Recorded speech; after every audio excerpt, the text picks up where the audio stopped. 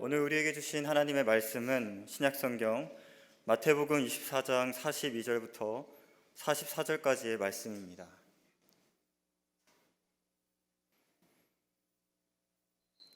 저희 합독하도록 하겠습니다. 그러므로 깨어있으라. 어느 날에 너희 주가 임하는지 너희가 알지 못함이니라. 너희도 아는 바니 만일 집주인이 도둑이 어느 시각에 올 줄을 알았더라면 깨어있어 그 집을 뚫지 못하게 하였느니라. 이러므로 너희도 준비하고 있으라. 생각하지 않은 때에 인자가 오리라. 아멘. 성도는 다시 오실 예수님을 기다립니다. 인생이란 기다림의 연속이라는 말이 있습니다. 믿지 않는 사람들도 무언가를 계속 기다리며 살아가고 있다는 것입니다. 노벨 문학상 수상작으로 유명한 고도를 기다리며라는 연극이 있습니다. 이 연극도 인생을 뭐에 정의하고 있냐면 기다림에 정의하고 있습니다. 인간은 불확실한 무언가를 계속 기다린다고 연극은 말하고 있습니다. 인간은 계속 그것을 기다린다고 했습니다. 그런데 바로 이 지점에서 성도와 불신자가 차이가 나는 것입니다. 믿지 않는 사람들은 불확실한 무언가를 계속 기다리지만 성도는 확실한 것, 확실한 분을 기다립니다. 바로 예수님을 기다리는 것입니다. 복음서에 보면 예수님께서 제자들에게 인자가 다시 오시겠다는 약속을 여러 번 주셨습니다. 마가복음 13장 26절에 보면 그때 인자가 구름을 타고 큰 권능과 영광으로 오는 것을 사람들이 보리라고 했고, 마가복음뿐만 아니라 누가복음에서도 예수님이 다시 오신다는 약속이 여러 번 등장합니다. 그리고 오늘 읽은 우리 본문 마태복음에서도 예수님께서 다시 오실 것을 두 번이나 말씀하십니다. 마태복음 24장 42절에 보면 주가 임하고라고 했고, 또 44절에 보시면 인자가 오리라고 했습니다. 예수님께서는 예수님 당신이 다시 오신다는 약속을 제자들에게 계속 반복하면서 강조하고 있는 것입니다. 그만큼 예수님께서 다시 오신다는 약속이 확실한 약속이고 중요한 약속이라는 것입니다. 예수님께서 다시 오신다는 이 약속을 확실하게 또 중요하게 여기셨던 것처럼 우리도 예수님께서 다시 오신다는 이 약속을 중요하게 여겨야겠고 확실하게 여겨야 되는 것입니다. 그런데 우리가 돌아보면 예수님이 다시 오신다는 생각을 안 하고 사는 경향이 많은 것 같습니다. 오늘 본문 말씀은 예수님께서 반드시 다시 오실 텐데 성도로서 우리가 어떤 자세를 가져야 하는지에 대해서 말씀해 주고 있습니다. 오늘 본문 말씀을 근거로 우리가 두 가지로 어떤 자세를 가져야 되는지 살펴보고자 합니다. 첫째로 우리는 깨어 있어야 합니다. 오늘 본문 말씀 마태복음 24장 42절 상반절에 보면 그러므로 깨어 있으라고 했습니다. 다시 오실 예수님을 기다리는 성도의 첫 번째 자세는 깨어 있는 것입니다. 먼저 여러분 그러므로라는 단어에 주목하시길 바랍니다. 우리가 읽지 않았지만 42절 앞구절에 보면 두 가지 상황을 전제로 우리에게 깨어 있을 것을 명령하고 있습니다. 첫째는 예수님이 다시 오시기 전에 징조가 있다는 것입니다. 마태복음 24장 32절에 보면 예수님께서 무화과 나무의 비유를 하십니다. 예수님 당시의 유대인들은 무화과 나무의 가지가 연해지고 잎사귀를 내면 여름이 가까웠구나를 알았습니다. 오늘날 우리도 가로수에 낙엽이 떨어지는 것을 보면 겨울이 가까웠구나를 아는 것처럼 말입니다. 마찬가지로 예수님이 다시 오시는 날이 이르기 전에 여러 가지 징조가 있을 것입니다. 우리는 그 징조를 보고 예수님이 다시 오실 날이 정말 가까웠구나를 깨달아야 되는 것입니다. 그러려면 우리가 깨어 있어야 된다는 것입니다. 이 깨어 있다를 성경에 쓰인 언어로 보면 눈을 뜨다라는 의미가 있습니다. 징조를 보고 때를 분별하기 위해선 우리가 눈을 감고 있으면 안 됩니다.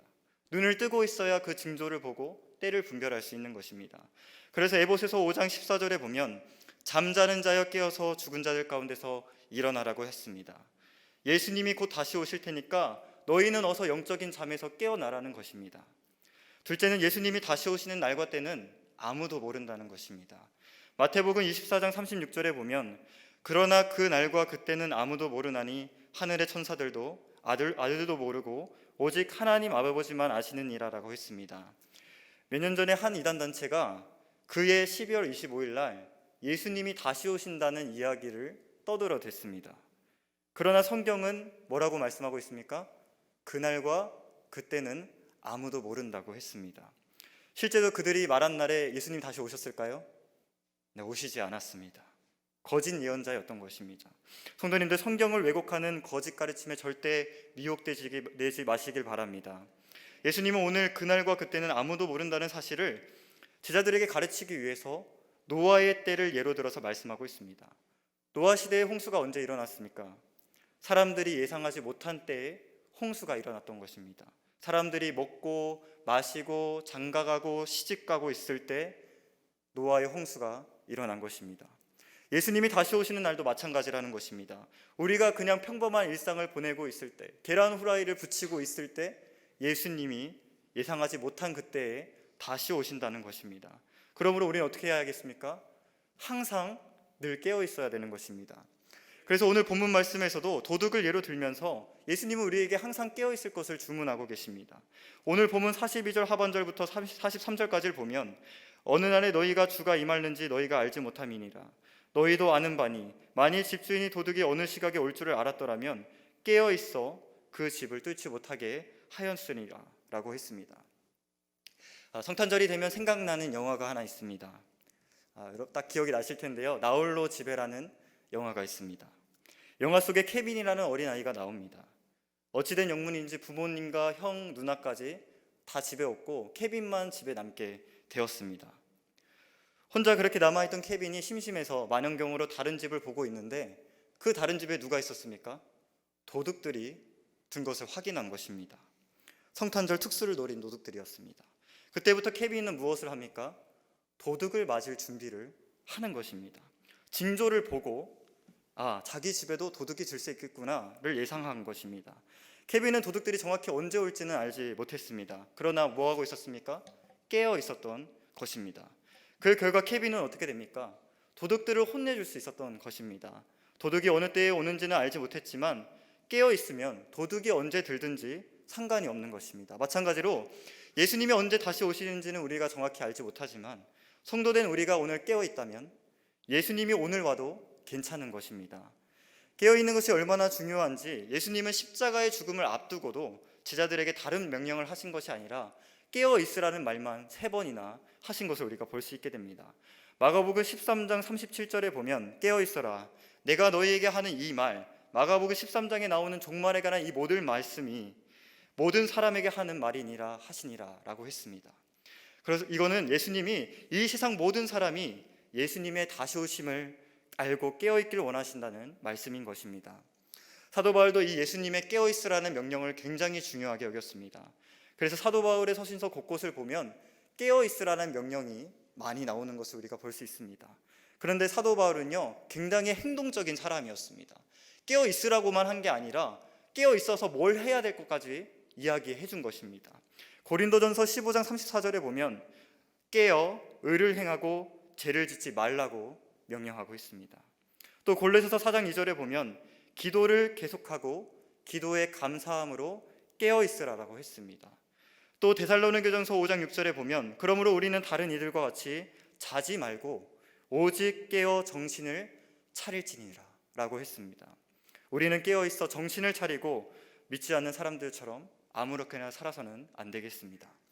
최근 유튜브에 보다가 우연히 분당 우리교회 이찬수 목사님의 설교를 잠깐 듣게 되었습니다. 주일 예배 설교였는데 성도들에게 종말 의식을 가져야 한다는 말씀을 하고 있었습니다. 그러면서 사모님 이야기를 하는데 사모님이 어느 날 병원에 가셨다가 유방암 진단을 받으셨습니다. 이찬수 목사님은 사모님의 그 유방암 진단을 받고 큰 충격과 깨달음을 얻었다고 고백을 했습니다.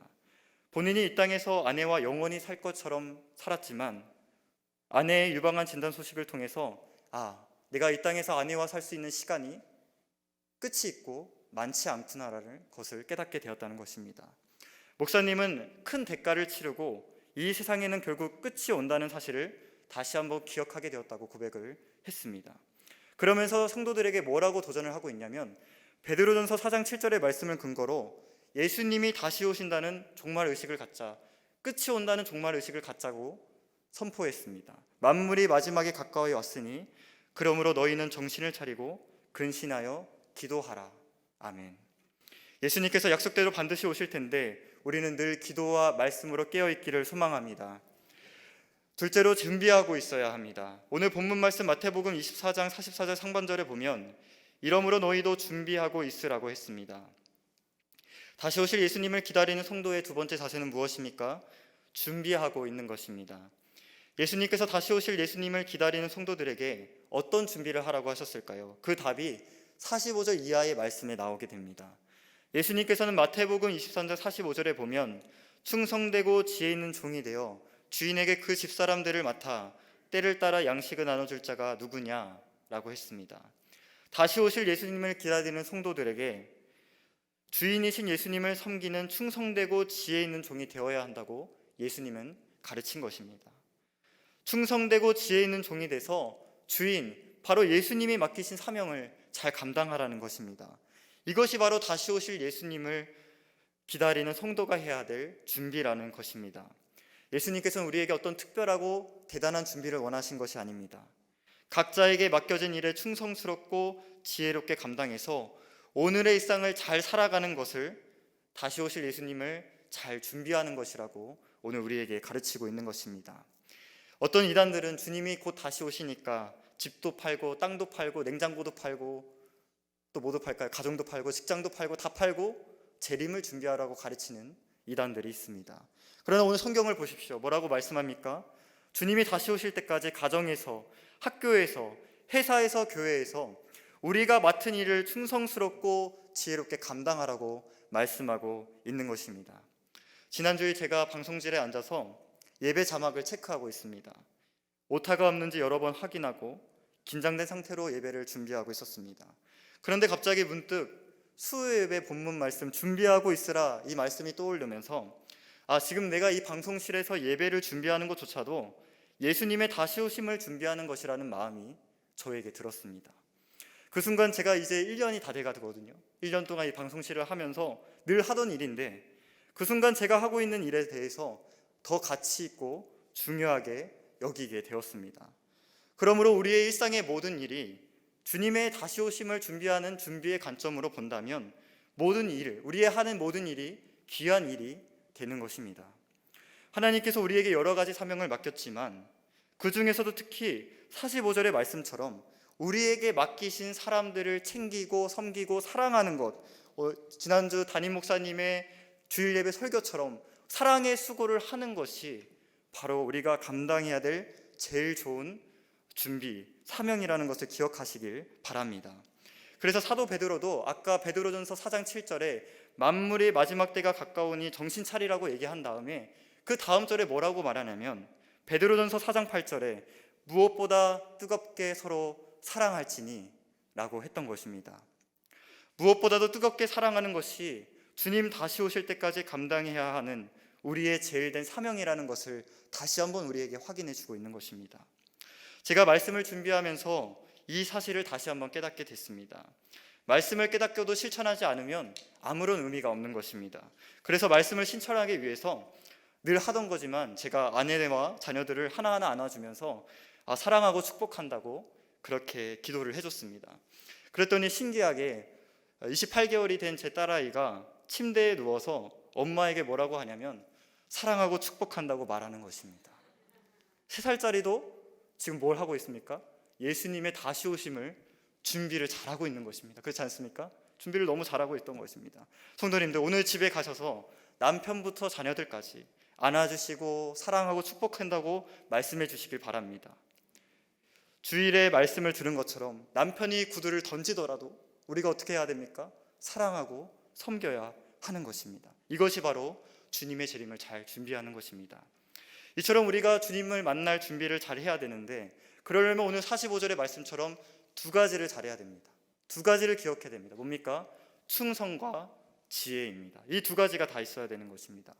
먼저는 우리가 충성되게 사명을 감당해야 됩니다. 충성은 무엇입니까? 하나님에 대한 내 마음의 중심, 태도라고 할 수가 있습니다.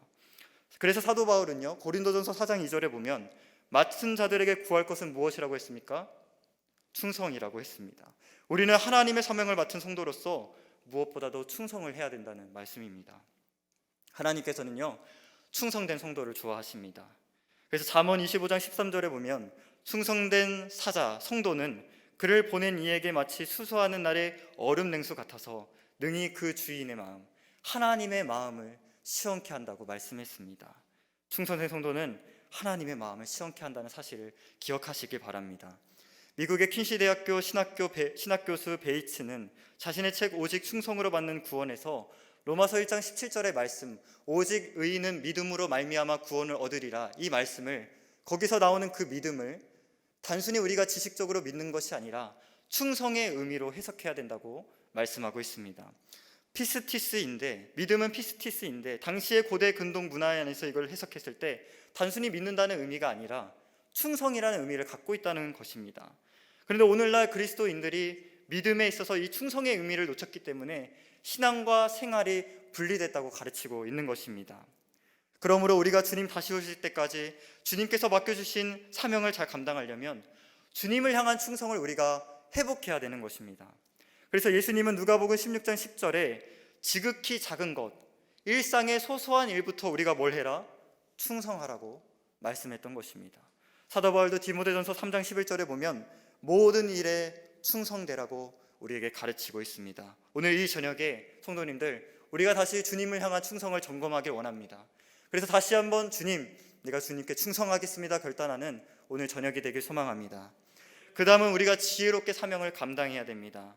충성이 마음의 중심, 태도라면 지혜롭게 사명을 감당하는 것은 우리가 하는 모든 일이 하나님의 뜻에 일치되되 효율적으로 사명을 감당해서 우리의 가정과 결과까지 다 하나님 보시기에 합당하게 하라는 것입니다. 하나님께서는 사람을 보실 때 뭘 먼저 보시죠? 사람의 중심을 먼저 보신다는 말씀이 있습니다. 하지만 그 사람이 맡은 바 사명을 어떻게 감당하는지, 또 그 가정과 결과에도 하나님은 관심이 많으시다고 저는 믿습니다. 마태복음 24장 45절 이하의 말씀을 보면 주인은 종의 충성된 마음만 보는 것이 아니라 종이 집사람들에게 때를 따라 양식을 어떻게 잘 나눠주는지 오늘 보겠다고 45절의 말씀에 지금 기록된 것을 우리가 볼 수 있습니다. 종이 맡은 바 사명을 지혜롭게 감당했는지 주님이 보시겠다는 것입니다.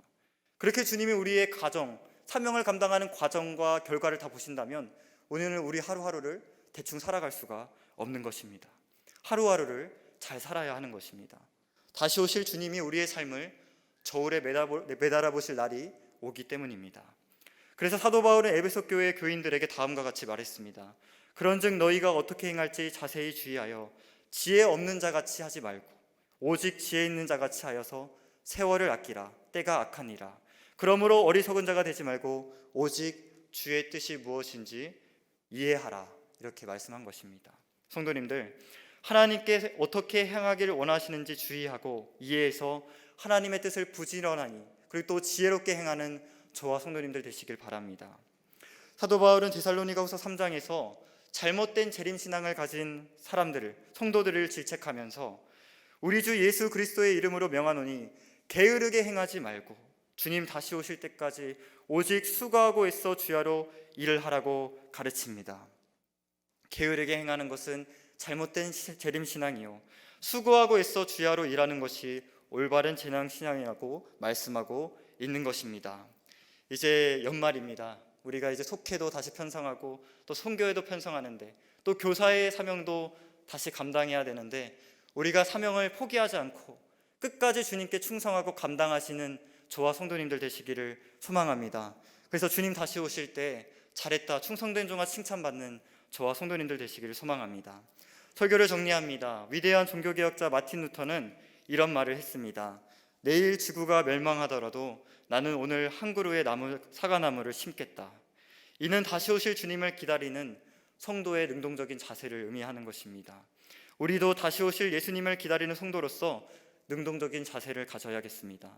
예수님께서 반드시 다시 오실 텐데 우리는 무엇보다도 오늘 본문 말씀처럼 깨어 있어야겠습니다. 주님 다시 오실 날이 더욱 가까워지고 있습니다. 우리가 말씀과 기도로 또 새벽마다 기도로 깨어 있어야 될 줄 믿습니다. 이제 영적인 잠에서 깨어나 우리는 영적인 때를 준비해야 됩니다. 예수님의 말씀처럼 우리가 충성되고 지혜롭게 맡기신 하루하루의 사명을 잘 감당합시다. 오늘 이 저녁에 주님, 나에게 맡기신 가정에서의 사명, 교회에서 사명, 또 일터에서 사명을 지혜롭고 충성되게 감당할 수 있도록 나에게 능력을 더하여 주시옵소서. 다시 한번 나에게 사명을 감당할 힘을 달라고 기도하는 저와 성도님들 되시기를 바랍니다. 그럴 때 주님 그 결단 위에 풍성한 은혜를 우리에게 부어주실 줄 믿습니다. 아멘. 기도하겠습니다. 참 좋으신 하나님 아버지, 오늘 말씀처럼 주님 다시 오실 때까지 깨어있기를 원합니다. 주님 다시 오실 때가 가까운 이때에 주님 다시 오실 준비를 잘 하길 원합니다. 오늘 나에게 맡기신 사명을 충성되고 지혜롭게 감당하여 주님 다시 배울 때에 잘하였다 충성된 종아 인정받는 저희 모두가 되게 하여 주시옵소서. 존귀하신 예수님의 이름으로 기도합니다. 아멘.